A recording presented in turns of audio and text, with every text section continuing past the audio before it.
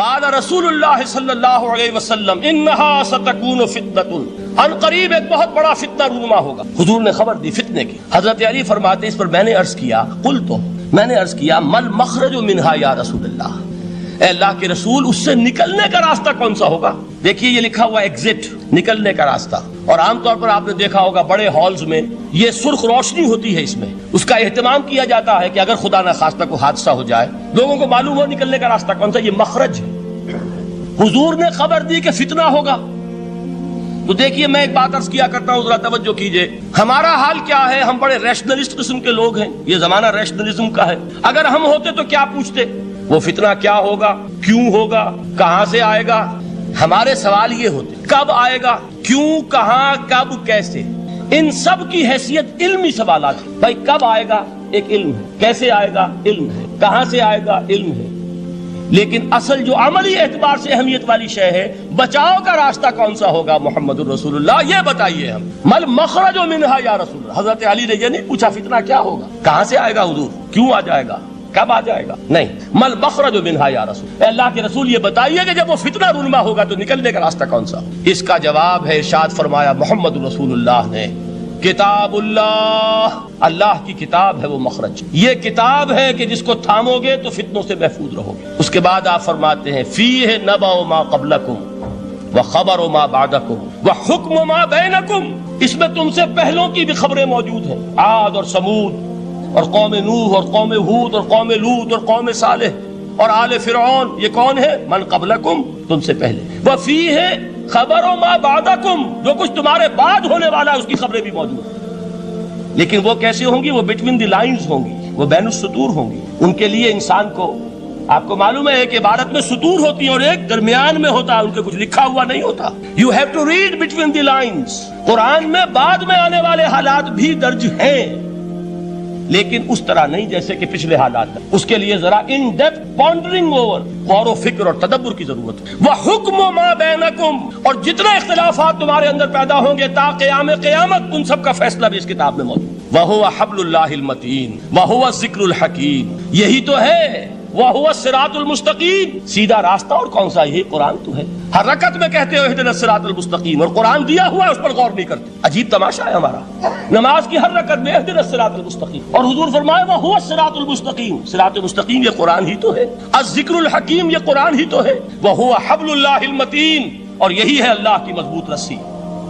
آپ نے قاری صاحب سے وہ آیات سنی سورہ آل عمران کی، وَاعْتَصِمُوا بِحَبْلِ اللَّهِ جَمِيعًا وَلَا تَفَرَّقُوا، اللہ کی رسی کو مضبوطی سے مل جل کر تھامو اور تفرقے میں مبتلا نہ ہو۔ تفرقہ ہوگا تو کیا ہوگا؟ تمہاری ہوا اکھڑ جائے گی۔ آج آپ کو معلوم ہے دول عرب اگر یہ یکجا ہو جائیں، ایک دن کے لیے اسرائیل قائم نہیں رہ سکتا، امریکہ نہیں، امریکہ کا باپ اسے قائم نہیں رکھ سکتا۔ اگر امت عرب ہی جمع ہو جائے، عالم اسلام تو بڑی شے ہے، جو وسائل ان کے پاس ہے، جو اللہ تعالیٰ نے ان کو نعمتیں عطا فرمائی، لیکن افتراق، انتشار، اختلاف، جتھے بندی، گروہ بندی، دھڑے بندی، اس نے اسرائیل کا خنجر ان کے سینے میں پیوست کیا ہوا، اس لیے کہ فَتَذْهَبَ رِيحُكُمْ، اگر تم اختلاف کرو گے تو تمہاری ہوا اکھڑ جائے گی۔ آج وہ ہوا اکھڑ، تو فرمایا وَاعْتَصِمُوا بِحَبْلِ اللَّهِ جَمِيعًا وَلَا تَفَرَّقُوا، اللہ کی رسی کو مضبوطی کے ساتھ مل جل کر تھامو اور تفرقے میں مت پڑو۔ حضور فرما رہے وہ اللہ کی رسی کون سی؟ ہوا حبل اللہ المتین، یہی قرآن ہے اللہ کی مضبوط رسی۔ علامہ اقبال نے کیا خوب کہا ہے، علامہ اقبال نے قرآن اور حدیث کے حقائق کو جس طریقے سے اشعار کا جامہ پہنایا ہے، وہ تو خود کہتے ہیں گوہر دریائے قرآن سفتام، میں نے قرآن مجید کے دریا سے موتی نکال کر اپنے اشعار کے اندر میں نے چن دیے ہیں، میرا کام اور کچھ نہیں ہے۔ موتی کوئی بھی غواص پیدا نہیں کرتا، دریا کی گہرائی سے نکال لاتا ہے۔ یہ میری حکمت نہیں ہے جو میرے اشعار میں ہے، یہ میں نے قرآن مجید کے دریا میں غوطہ زنی کر کے اس سے یہ موتی نکالے۔ گوہر دریائے قرآن سفتام۔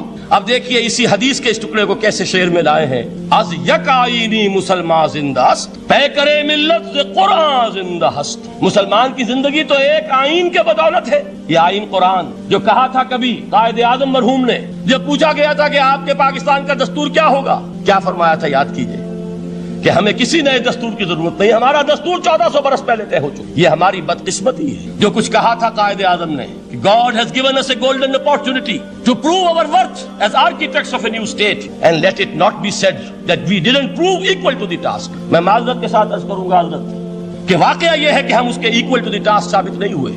قائد اعظم کا دیا ہوا پاکستان آج دنیا میں موجود نہیں ہے. اس کا ایک حصہ اپنے نام سے دستبردار ہو کر بنگلہ دیش بن چکا ہے. اس نے اپنی تاریخ کو خیر بات کہہ دیا ہے. حالانکہ مسلم لیگ کی جنم بھومی ڈھاکہ ہے. 1906 میں ڈھاکہ میں مسلم لیگ نے جنم لیا تھا. اور اگر وہ صرف ہم سے علیحدہ ہوتا یا گہرا صدمہ ہوتا، لیکن یہ کہ اس نے جب نام بدلا ہے، در حقیقت اس نے اپنے تاریخ سے، اپنے پس منظر سے استعفیٰ دیا. یہ ہمارا دوہرا ہمارے لیے صدمے کی بات ہے. کیا 2 یمن موجود نہیں ہے؟ ان میں سے کوئی ایک بھی اپنا نام چھوڑنے کو تیار ہوگا؟ کیا 2 جرمنی دنیا میں موجود نہیں ہے؟ کوئی ایک بھی ان میں سے اپنا نام چھوڑے گا؟ کیا 2 کوریا نہیں ہے؟ 2 ویتنام نہیں ہے؟ تو کیا 2 پاکستان نہیں ہو سکتے تھے؟ ہو سکتے تھے.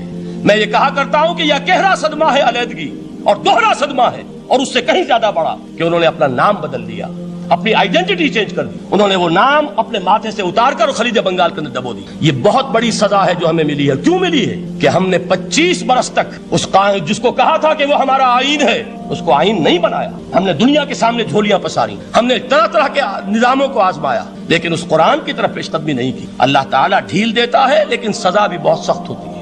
ان بطش ربک لشدید، وہ ہم پر کوڑا برسا ہے. تاریخ انسانی کی عظیم ترین شکستوں میں سے ایک شکست ہے کہ جو ہمارے ماتھے پر کلنک کے ٹیکے کی طرح موجود. اللہ کرے کہ آئندہ یہ تاریخ اپنے آپ کو نہ دہرائے. لیکن میں عرض کر دیتا ہوں آپ سے، جو ہمارے لچھن ہیں، جو ہمارا طرز عمل ہے، جو ہمارے لیل و نہار ہیں، جو ہمارا انداز ہے، اللہ کے دین کا استہزاء اور تمسخر، جس طرح اللہ کے ساتھ مذاق ہم کر رہے ہیں، اس کا شاید اس سے بھی کہیں زیادہ برا نتیجہ نکلے.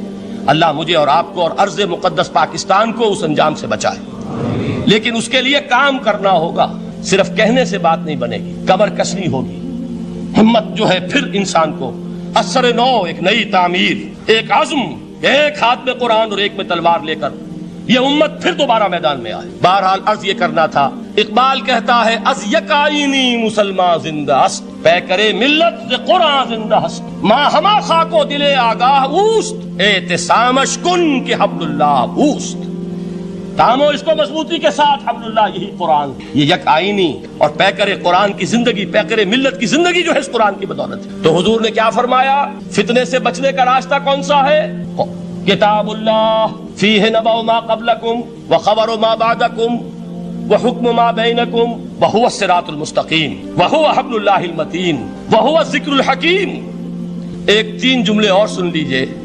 هو الذی لا یشبع منہ العلماء ولا يخلق عن کثرت الرد. یہ قرآن وہ شے ہے جس سے اہل علم کبھی سیر نہ ہو سکیں گے. ولا تنقضی عجائبہ، اس کے عجائب کبھی ختم نہیں ہوں گے. یہ ہیروں کی وہ کان نہیں ہے کہ جو کبھی خالی ہو جائے کہ سارے ہیرے نکل چکے، اب مزید ہیرے نہیں ہیں. نہیں، علم اور حکمت کے ہیرے اور ہدایت اور حکمت کے موتی اس میں سے ابد الآباد تک نکلتے رہے. ضرورت صرف کھودنے کی ہے. میں نے وہ لفظ استعمال کیا تھا. آج کا قرآن کھودنا ہوگا. آج کی ہدایت اس قرآن سے نکالنی ہوگی. قرآن جب نازل ہوا آن دی سرفیس، بالکل ظاہر وہ تھی اس کی ہدایت جو اس دور کے لیے ضروری تھی. ہمیشہ کی ہدایت اس کے اندر رکھ دی گئی ہے، اس میں مضمر ہے، اس میں چھپی ہوئی ہے. اس کے لیے تدبر کی ضرورت ہے. کتاب انزلناہ الیک مبارک لیدبروا آیاتہ ولیتذکر اولو الالباب. لوگ تدبر کریں، اس کی گہرائیوں کے اندر غوطہ زنی کریں. لا تنقضی عجائبہ، اس کے عجائب کبھی ختم نہیں ہوں گے. ولا یشبع منہ العلماء، اہل علم کبھی اس سے سیر نہیں ہوں گے. آپ کو سخت بھوک لگی ہوتی ہے اور کھانا کھانے کے تھوڑی دیر کے بعد اب آپ کا ہاتھ رک جاتا ہے، سیر ہو گئے. بہترین کھانا ہے لیکن نہیں کھا سکتے. اگر عام حالات میں وہ آتا تو کبھی نہ چھوڑتے، لیکن اب وہ آپ کا میزبان کہہ رہا کچھ اور لیجیے، تناول فرمائیے ذرا. یہ بھائی نہیں، میں اب بھر چکا. یہ آپ کہتے ہیں کہ نہیں؟ حضور فرمائے یہ قرآن وہ شے نہیں ہے جس سے اہل علم کبھی سیر ہو سکے. ان کی پیاس بڑھتی تھی، ان کے اندر quest of knowledge, search for wisdom بڑھتی چلی جائے. کبھی بھی انسان یہ محسوس نہیں کرے گا کہ مجھے جو لینا تھا میں لے چکا، بلکہ یہ کہ جیسے جیسے قدم آگے بڑھیں گے تہذیب کے، تمدن کے، علم کے، اتنے ہی قرآن جو ہے وہ آگے بڑھتا چلا جائے گا ہر دور کی رہنمائی کے لیے. لا تنقضی عجائبہ ولا یخلق عن کثرت الرد، بار بار کے پڑھنے سے اس پر بوسیدگی طاری نہیں ہو. دنیا کی اور کتابیں ہیں، 1 دفعہ پڑھ لیں گے، 2 دفعہ پڑھ لیں گے، 3 دفعہ پڑھ لیں گے، 4 دفعہ پڑھ لیں گے، پھر جی نہیں چاہے. لیکن یہ کتاب وہ ہے. امام شافعی کا میں واقعہ آپ کو سناتا ہوں. وہ یہ کہتے ہیں کہ ایک مرتبہ میرے ذہن میں یہ سوال آ گیا کہ اجماع کے لیے بھی قرآن مجید میں کوئی سند ہے، دلیل ہے؟ سب مانتے ہیں کہ اجماع جو ہے سورس ہے قرآن کے اسلامی قانون کی، جس پر کہ امت کا اجماع ہو جائے. تو کہتے ہیں میں نے 300 مرتبہ قرآن پڑھا اول سے آخر تک، صرف اس دلیل کی تلاش میں.